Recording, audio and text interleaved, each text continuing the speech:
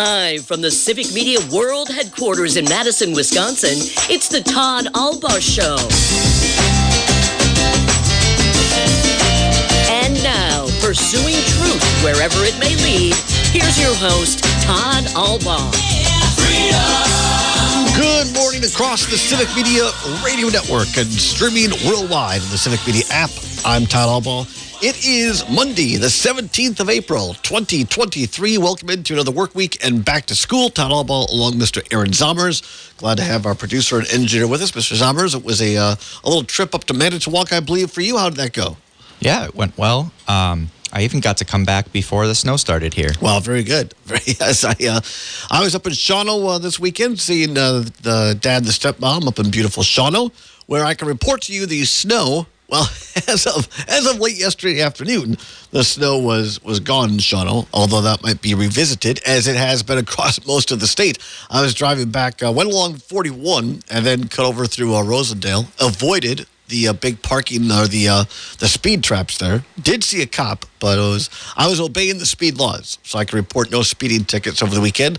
But yeah, just as I was coming back through a kind of Beaver Dam area into Madison area, hit some, I was going to say wet snow, but I guess all snow is wet. So kind of those big snowflakes that just kind of slap against your windshield. So I ran into some of those, but no major travel problems. Although I barely got out of Madison on Saturday morning. I was going on the Beltline towards Monona, and there was a crash. So I don't know what happened. Somebody hit the cement barrier, kind of across that swampy area up by Monona. Somebody hit the side of the bridge to my right, and a guy swerved towards me, so I had to swerve to the left to avoid an accident. And there was another guy on me that swerved to the left, and it was like the movies. It was like threading a needle. I went right in between the two of them, and only by the grace of God, I was not involved in an accident. So, yes, the most dangerous part of my trip to up north was 3 miles or 2 miles from my house. And that's what they say, though, right? Usually most accidents happen close to home. So, which makes sense because you're driving there the most and because your guard is down. Yes, exactly. So very thankful I had a safe trip. Hopefully all of you had a nice weekend as well. We are back at it this morning. A busy news morning as far as weather, but also we have several news items going on. The SpaceX spaceship is about to launch, about T-minus 12 minutes, so we will let you know what's happening on that, and also other headlines throughout the day. Weather, of course. I don't remember Kara Foster on Friday predicting, a foot of snow for some people. We may have missed that one. I don't recall. Yes, a weird system kind of moved in suddenly over the weekend. Some of our listeners, perhaps in Amory and people in Wausau and Richland Center got hit with several inches. Other people did not. Kind of a weird. So here in Madison, the grass is not quite covered. I'd say maybe we got 1.5 inches, 2 on the very, very high end. But the roads seem to be good for the most part, although I guess the Beltline and parts of the interstate a little slickery this morning. But here in town, just wet. But yes, snow visited us through the weekend. The good news is, of course, when we get a heavy snow like this in early spring, not going to last long. It was 80 degrees on Friday. And then a snowstorm last night. Crazy weather indeed. Weather forecast for you for Richland Center for today, the driftless area, under a winter storm warning in the RC until 10 a.m. So about another hour left. A high near 37 degrees today. Total accumulations of 1 to 3 inches possible. Gusty winds up to 36 miles per hour. Check your local listings, as they say, on WRCO FM 100.9. Phil Nee has your closings this morning. Also up in Bull Falls Radio, WXCO, and over in Amory as well. Your local school closings and door delays. Check your local listings, as they say. Elsewhere for Richland Center for tonight, decreasing clouds, blustery, then mostly clear, a low of 22. Tomorrow, sunshine, a high near 49. So could hit 50 degrees in Richland Center by tomorrow. A little bounce back there. Up in Wausau, WXCO, Bull Falls Radio, winter weather advisory in effect, winter storm warning, that is, until 1 p.m. in Wausau for today. Maybe another inch or so of accumulation possible. Blowing snow will be a big factor A high near 34 degrees today in Wausau. Then for tonight, a chance of snow, mostly cloudy, a low of 25. And tomorrow, Tuesday, mostly sunny, and a high of 45 in Wausau for tomorrow. Amory for today. There's the winter weather advisory in effect this morning and throughout the early afternoon. Looking at wind gusts as high as 35 miles per hour. Snow chance of blowing and drifting snow in some cases, although not too much left to drift. A high of 39 degrees in Amory for today. For tonight, decreasing clouds, a low of 23. And for tomorrow, Tuesday, sunny and a high near 48 degrees in Amory, Wisconsin. So we will check in with Kara Foster at the bottom of the hour in terms of what we can expect for the rest of today. Will this snow last? Is it going to be a warm-up? And then what can we expect for the rest of the week? A little more seasonal, maybe even a little below seasonal, but much more seasonal indeed. Again, top headline this morning at this hour, checking in live, and the SpaceX space rocket is set to launch this morning and about 9 minutes from now. So we will update you a little bit more on that as the morning progresses here. What you need to know on this is the Elon Musk, and again, lots of thoughts on Twitter. Let's set that aside for a second, and let's look at the Elon Musk SpaceX project. It's about to take on its most daring leap yet with a round-the-world test flight of the mother Starship. It is the biggest and mightiest rocket ever built, with the lofty goal of ferrying people to the moon and to Mars. Jutting almost 400 feet into the South Texas sky, the Starship could blast off, as we said, in about 7 minutes from now. We'll take a break, come back with more what you need to know in news headlines after this. This is the Todd Albaugh Show on the Civic Media Radio Network.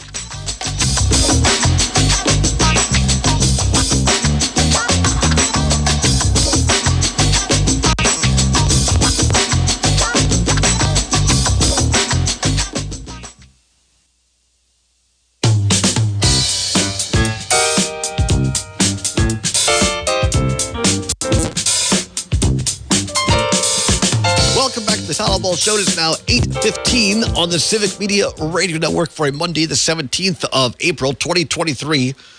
Welcome back in for a start of the work week and back to school. Aaron Zomer is our producer engineer, along with myself. Checking in right now on the activities down in Texas regarding the SpaceX launch of the Starship, as they're calling it down there. T-minus 5 minutes right now, and we will bring that to you live and as it happens here.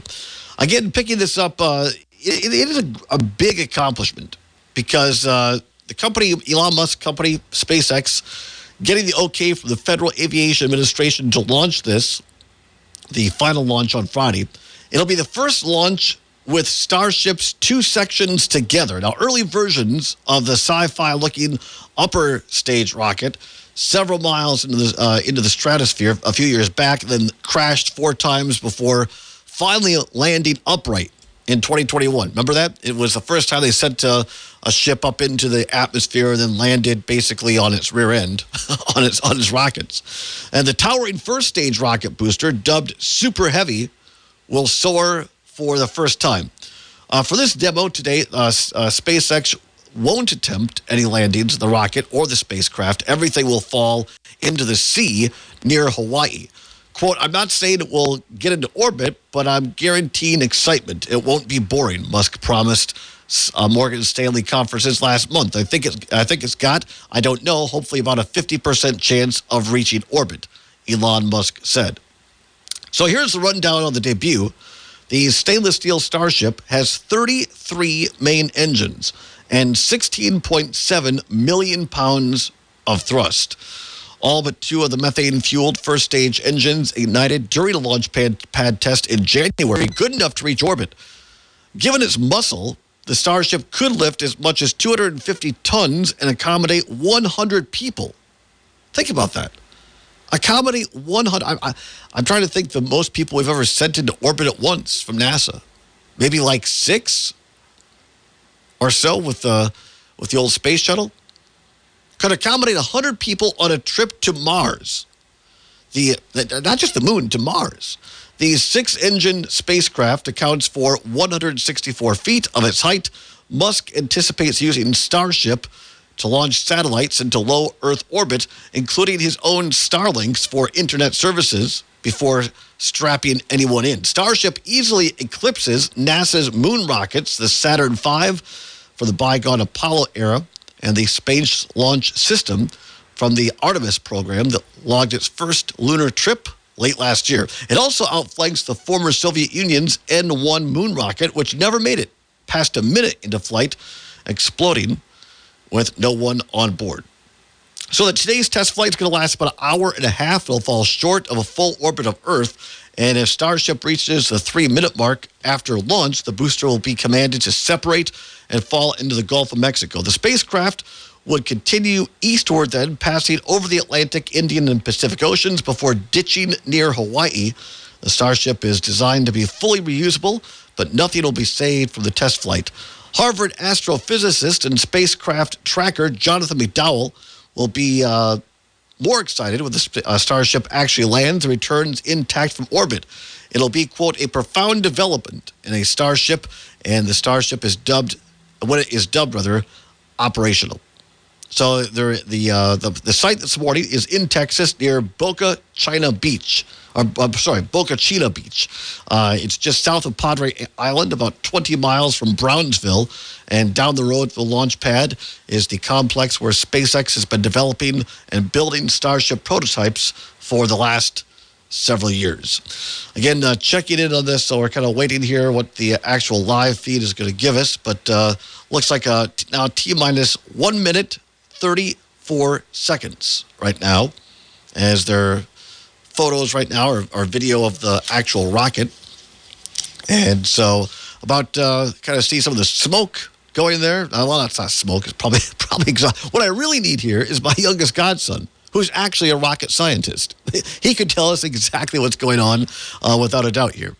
But it is 8:20, and we are awaiting the launch right now of the new spaceship. By the way, I'm actually watching that stream right now, and it looks like they are going to be delaying it 48 hours. I didn't hear what the problem was. Oh, really? But all right, well, let's... so it's not going to happen. Countdown got frozen at T-minus 40 seconds. Oh, really? T-minus 30 seconds. That's when the flight director would give the final go for launch. Yep, that's when they would give the final go for launch. Something to look forward to. Absolutely. The other thing to look at is in T-minus 6 seconds, we begin lighting the engines. Up on your monitor, you can see there, T-minus 40 seconds. We did hit the 40-second hold point, and they are holding for a moment. In the end, they will release that hold. We'll go the last 30 seconds. But yes, when we do get to day of launch, the last thing to look at is in the last 6 seconds, light the Raptor engines in succession. So unlike Falcon 9, we're going to have to do that a little longer. So there you go. There's the actual, all that build-up, all the build-up to tell you it's not going to happen. And they also said that, minimum of 48 hours to recycle everything. So there you go.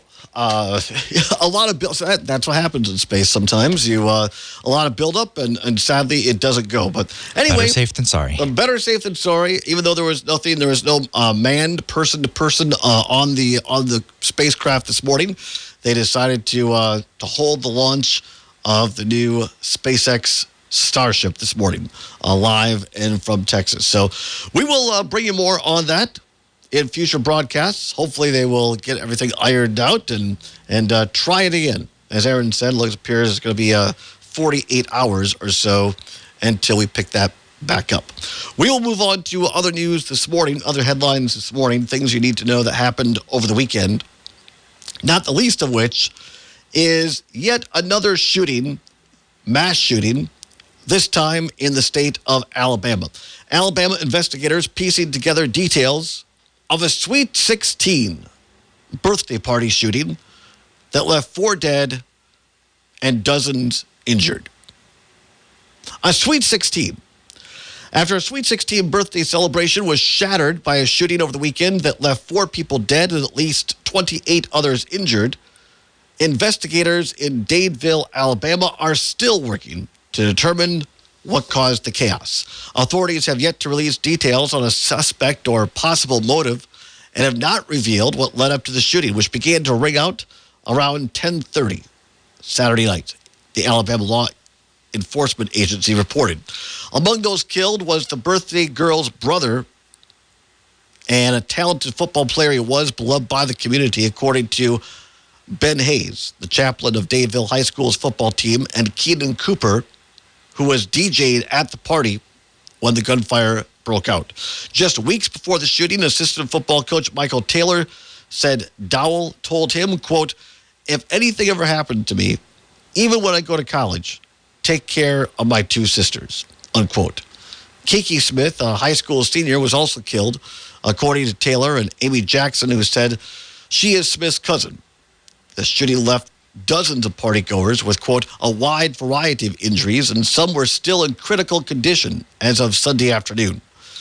Sergeant Jeremy J. Burkett with the Alabama Law Enforcement Agency said Hayes is also a church pastor and chaplain of the Dadeville Police Department, spent Saturday night at the hospital where several victims were taken and consoled students and families who had congregated together. Quote, "It's a very close, tight-knit family and community. Everybody knows everybody. That's why this is so difficult," he added. "I knew these kids personally. Most people did." Dadeville City Council member Tarisha Goodman Johnson told CNN affiliate that supporting students as they grieve should be the community's top focus. Quote, "Their physical, their mental, their emotional health is my priority right now." A sweet 16-year-old birthday party. A birthday party for kids in a small town in Alabama. 4 dead, dozens, not a dozen, dozens injured. The place where this happened was an old bank that had been converted into a dance studio. And apparently, according to reporting, there was more than one gunman at this party. And this morning, police have nobody in custody and will not confirm any leads on any suspects. Now, how in the heck? I'm looking at the picture of this building. It looks like any other small town bank in any place in America. Go anywhere in Wisconsin. Go downtown. Not the great big corner bank that's fancy. I'm talking about the very small little branch bank in your community. That's the kind of building this is. Was converted into a dance studio. And there were multiple gunmen at a sweet 16-year-old birthday party, and dozens were injured. 4 are dead, including a local high school star athlete who is set to play Division I football this fall. Doesn't make his death any worse than anybody else's. It just means this kid, he had a bright future. He was working his tail off. He had earned a Division I scholarship to help his family, to help him.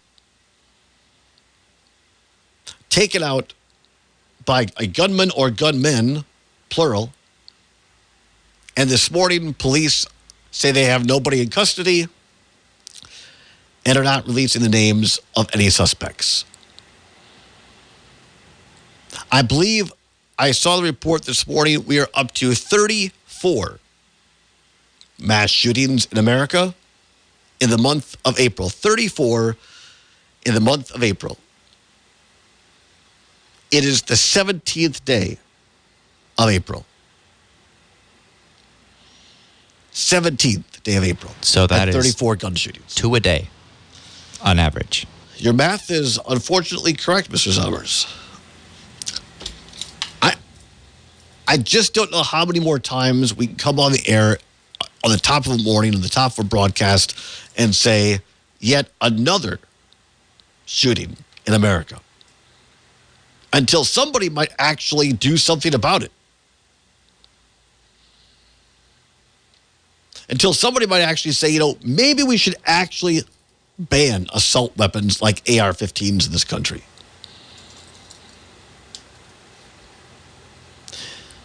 You say, well, Todd, you don't have to pick every news story of the day. Well, all right, let's look at the next news. Let's look at the next news story of the day, shall we? The next news story of the day, a teenager was shot by a homeowner after going to the wrong house to pick up siblings in Kansas City. According to reports there, he was a top musician going to pick up his siblings. He simply went to the wrong house. And the dude who lived there pulled out a gun and shot him. The kid apparently is still alive. No word on his actual condition. We'll talk more about that. Other news headlines of the day. This is the Todd Ball Show on the Civic Media Radio Network.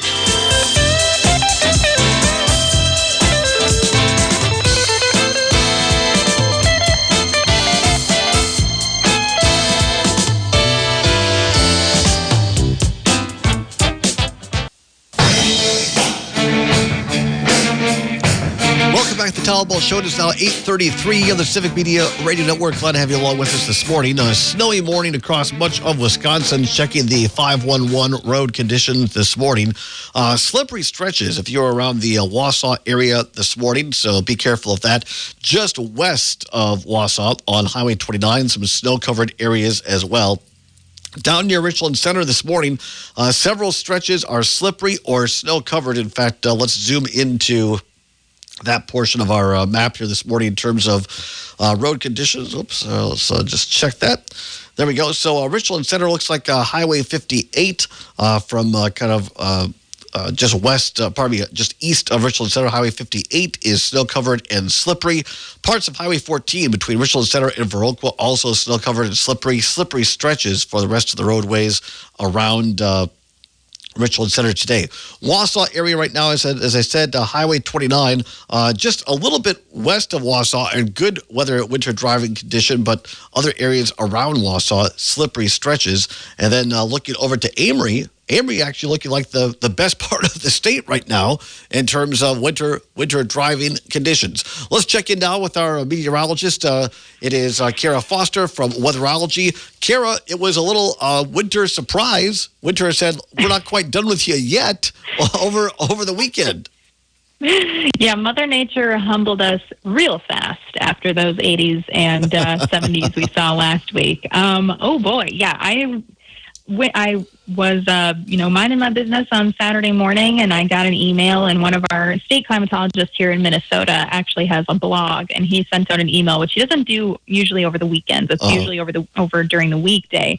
And he sent out something saying, oh boy, it's changed. And I read it. I was reading it, and he was saying, the models are now saying that this could be one of the more significant storms we are seeing, especially for western and central Wisconsin. And I was like, oh no. I immediately thought of you guys, and I was like, I was dreading talking to you guys, to be honest, today, because I was nervous you guys were going to be so mad, and very valid to be angry. It was a lot of snow. It's spring in Wisconsin and these things. And also, I think, in all seriousness, I think it's a good example and a practical example. People might not like it, but it's a great practical example for people who think that climate change is made up or that this is all a bunch of hooey. We're seeing these extreme weather conditions more and more. Exactly, yeah. And the main thing about with climate change is that it's going to get hotter, and we're going to see a lot more precip. And boy, this year is just proving that point. And just within the matter of 3 days did it prove that point. Yeah, it's another one of those very fun spring days in the Midwest where we honestly don't know what season we're in. We're going to be in a little all over the place this week. Temperatures are not as crazy this week. Last week we were a little spoiled a couple days, and then we were very, like I said, humbled very fast. This week temperatures are going to stay a little more, not really average. They're going to be below average, but a little more consistent, I would say. Today snow showers are going to still continue, and I'll start with Wausau. And Wausau is definitely going to see the most of it. The kind of a central strip of the state. It's very interesting. From the north to the southern portion of the state, just straight down the middle, there's still a winter storm warning until about 1 o'clock this afternoon. They're going to still expect some snow and blowing snow due to those northwest winds continuing at least throughout the most part of the day. It should trickle off as we head into the early evening, but still going to be a pretty non-enjoyable day out there. And like as you mentioned before, it's going to be pretty slick as well. So do definitely take it slow out there. We're reaching a high of 34 in Wausau today. As we head into Amory, they're reaching a high of 40. And as you said, it's a little bit nicer in Avery. They're actually just seeing a little bit of flurries. Winds are still kind of lingering there up to 40 miles per hour, but those should die down as we head into later this evening. And then in Richland Center, they're still seeing some showers, of course, still a part of that winter storm warning until about 10 a.m. So they're going to get off a little bit earlier. They're going to reach a high of 37, northwest winds gusting up to 35. Tonight, Wausau will see a little bit of lingering showers. They'll dip down to about 25. Amory is clear in 23, and Richland Center is partly cloudy in 22. Tomorrow, for everybody, is going to be pretty decent. Sunny, mid-40s, lower 50s throughout the state. A lot of melting is going to happen, so we're going to have to keep an eye on the flood watch for sure. And then Tuesday night, kind of a clearer but cooler night in the lower 20s. As we head into Wednesday, there's going to be some showers and thunderstorms and basically a chance for some rain every day after that. Now, unfortunately, as we head into Thursday night, there's another chance for some snow. And I'm not going to speak on it quite yet, just as we saw with this past system and how much it can change very quickly. I won't say too much right now. We'll keep an eye on that system, that half of the system, but the first half, basically from Tuesday or Wednesday morning until Thursday evening, is going to be all rain and thunderstorms, the warmer side of it. And then from Thursday night into Saturday morning, more so, is going to be some flurries possible within there. But highs are still going to stay in the 40s. Like I said, more consistent throughout much of the state. Not quite warmer, but at least they're, at least staying in a lane, which is good. We do like to see that in the middle of April. I'm meteorologist Kara Foster. Thank you, Kara. We appreciate you. And yeah, you know what? It's April in Wisconsin. It's a time to change. The good thing is those folks who did get snow over the weekend, it's not going to stay around too long this time of year. I mean, it's going to warm up and melt, and we'll be onward and upward. Yes, we at least know that we're going to go up from here. It's not going to get worse like in the winter. We're like, oh, it can get cooler now. Right. No, it's going to keep getting warmer eventually. I promise. All right. Thank you very much, Kara Foster. Have a great day. Thanks, you as well. My pleasure. Kara Foster from Weatherology again, checking the road conditions around the state of Wisconsin right now. One of the worst places, actually, is around Necedah. Highway 21 west of Necedah and Highway 80 south of Necedah down to New Lisbon. Those roads are actually ice-covered right now and pretty darn hard to get around the Necedah and New Lisbon area. So if you're heading in that direction, please drive carefully. Also around Richland Center now, conditions have been updated a little bit. And Highway 80 north and south is slippery stretches. Highway 14 east and west, slippery stretches. Around Reedstown, it is snow-covered and slippery. And also Highway 58, again, from, let me just zero in here, make sure we have the right information.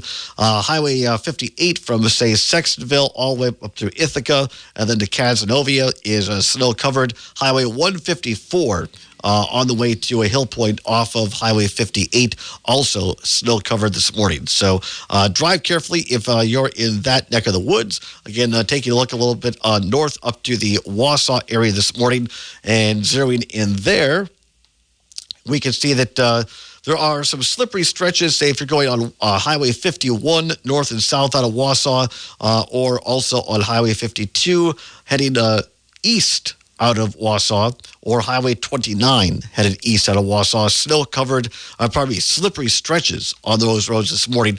29 just west of Wausau is actually in fairly good driving condition, and then Highway 107 north and south there, snow-covered and slippery. So it's kind of hit and miss. And then over at Amory, as we said, probably the best part of places where our show goes out this morning. Most of the roads around Amory, pretty much in good winter driving condition, although there may be a little bit of a slippery stretch here and there. That is your weather and driving forecast for today.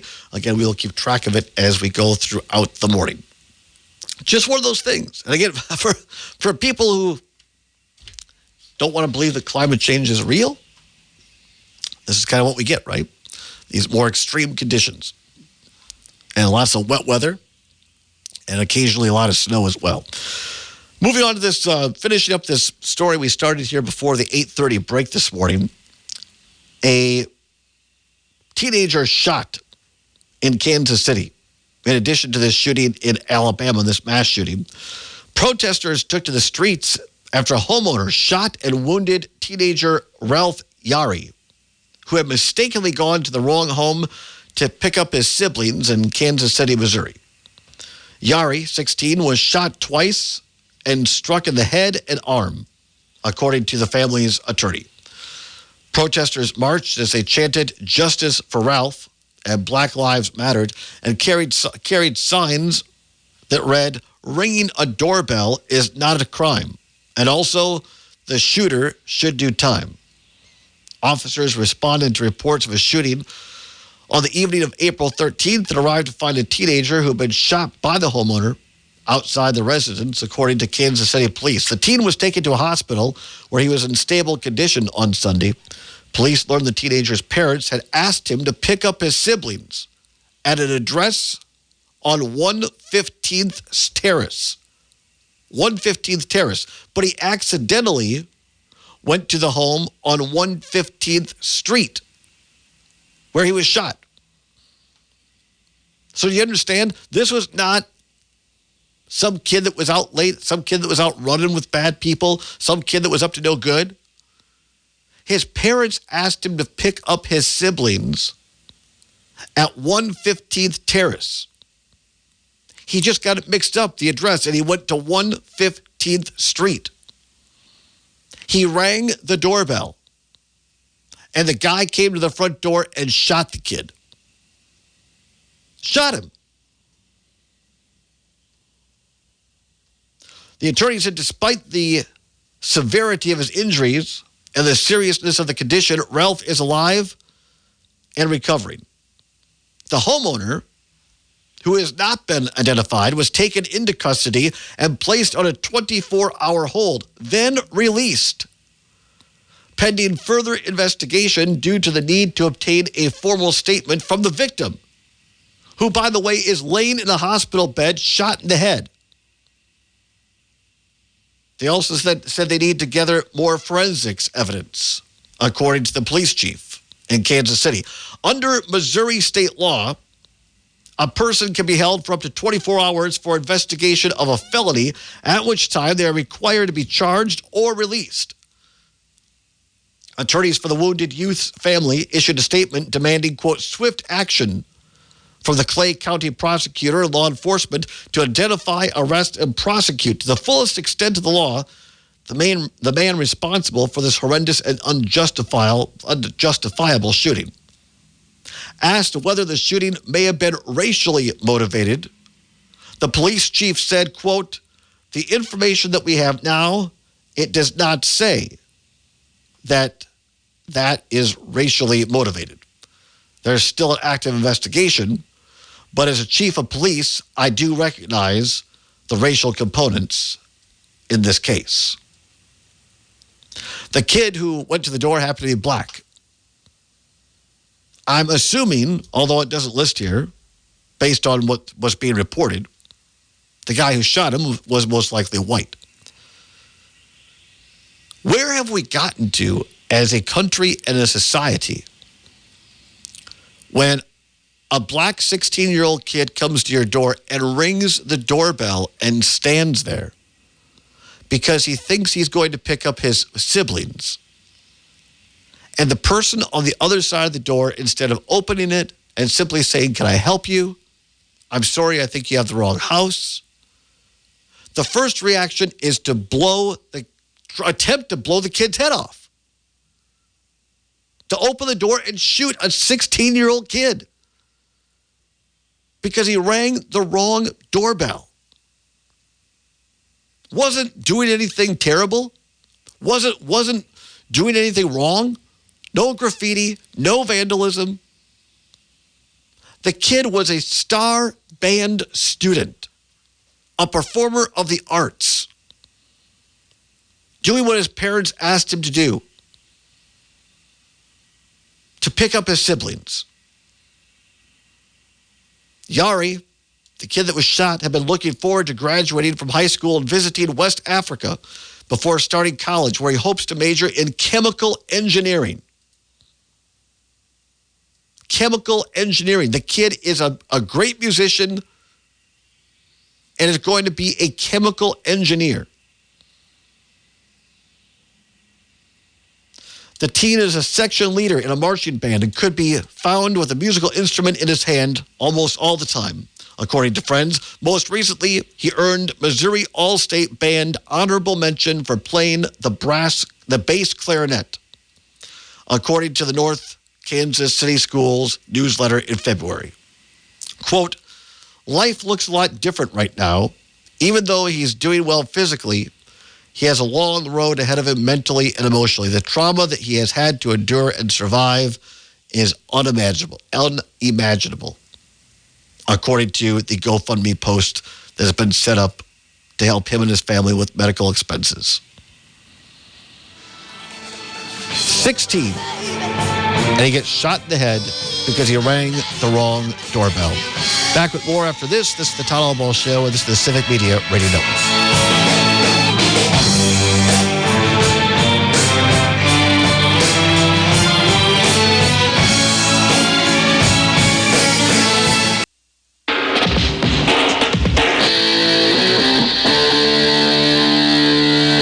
Back to the Todd Albaugh Show. It is 8:50 on the Civic Media Radio Network. Welcome back in on a tough morning on a Monday on the 17th of April, 2023. Believe me, I don't like getting on the radio and telling you that another mass shooting has happened or that some person has gone to the door and shot a 16-year-old kid because he rang the wrong doorbell. I don't like to start the day that way. But if I ignore it and we don't talk about it, I think that's as bad or worse. Because my point is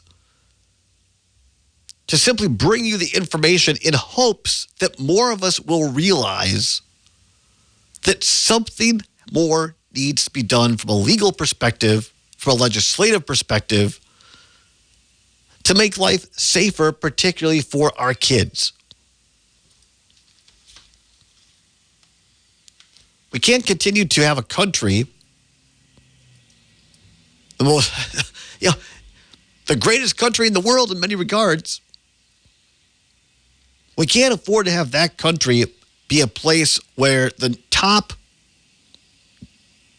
reason kids are dying is because of shootings. We shouldn't have to live in a country where, in addition to fire and tornado drills, kids now have to do active shooter drills.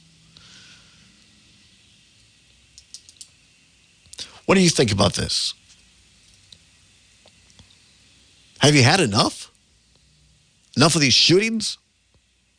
Are you prepared to support candidates for public office who will do more in Wisconsin and Washington to make our kids safe from gun violence?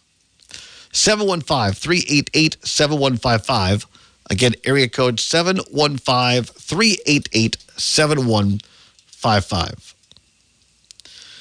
Great article here. I'm not going to get through the entire thing today.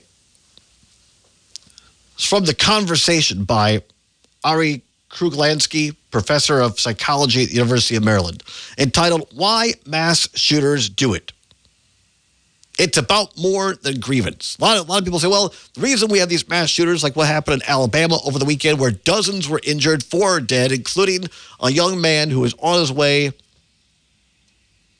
to be a D1 football player for help his family. A lot of people, well, they have a grievance. These people that shoot things up, they have a grievance, just angry. Well, no, actually, it's not just that. Part of it is a quest for significance. Perhaps surprisingly, according to the article here, the general motive that drives mass shootings is a fundamental human need. It is everyone's quest for significance and a feeling that their lives matter. That need to get activated when someone feels the loss of significance, the sense of being slighted, humiliated, or excluded. But also when there's an opportunity for a gain in one's sense of significance, being the object of attention and admiration, a hero or a martyr in other people's eyes. I mean, it seems so foreign to me, but yet I get it. That a lot of kids today, a lot of people, quite frankly, it's not just kids. They're alone. They feel lonely. They feel ostracized. They feel a need for attention. I would go, this is not quoting the article, this is Todd's words, I would say they're just wanting to be loved. And in a sick, weird way, they feel this martyrdom is going to get them the attention that's going to replace the lack of love in their lives. Another one, a shortcut to stardom. In fact, most highly motivated people satisfy their egos quite differently. They focus their extremism on various socially approved areas, business, sports, the arts, the sciences, or politics. Why would someone then choose the repugnant road to infamy paved by the massacre of innocence? There's a method to this madness, the article says. The shocked public attention a shooting attracts delivers instantaneous significance, quote unquote. Climbing steep hills of responsible and respectable careers, however, is fraught with obstacles and uncertainties. Success is elusive, takes ages to attain, and is inequitably afforded to those with unusual ability, grit, or privilege, or some combination thereof. Committing a mass shooting represents a widely available shortcut to stardom. Article says there are over 39 million guns in today's America. And a lack of background checks in many states, people have the freedom to purchase assault weapons at a local store. Thus, planning and executing a mass shooting is a road to notoriety open to anyone. And the narrative that links gun violence to the significance, that is, the idea that they are becoming a mass shooter, you become famous, has been spreading ever wider with each successive shooting. And finally, killings are celebrated. A final puzzle is this. If significance and respect are what the shooter are after, how come they do things that most people despise? In today's fractured public sphere, dominated by social media, it's easy to find a network of supporters and admirers for nearly anything under the sun, including the most repugnant and unconscionable acts of cruelty and callousness. In fact, there is ample evidence that mass shooters are celebrated by appreciative audiences and can serve as a role model to other would-be quote-unquote heroes who seek to outscore them in casualty counts. What my colleagues, the author says, and I call the 3 N's: need, narrative, and network. Need, narrative, and network.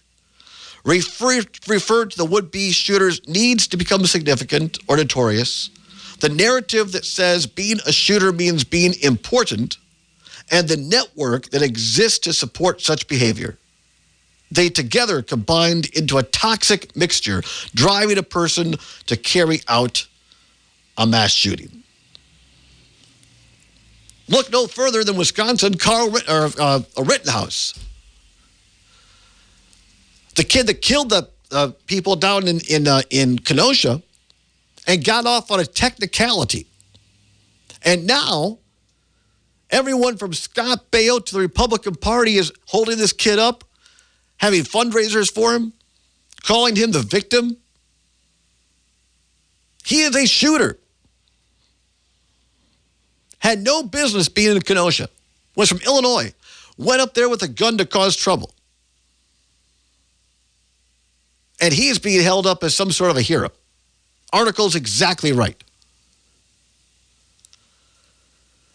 And today in Alabama, a family of 4 people are grieving the loss of their loved ones, dozens more injured, and a 16-year-old kid that went to pick up his siblings and wants to become a chemical engineer and a great clarinetist is lying in the hospital because he rang the wrong doorbell.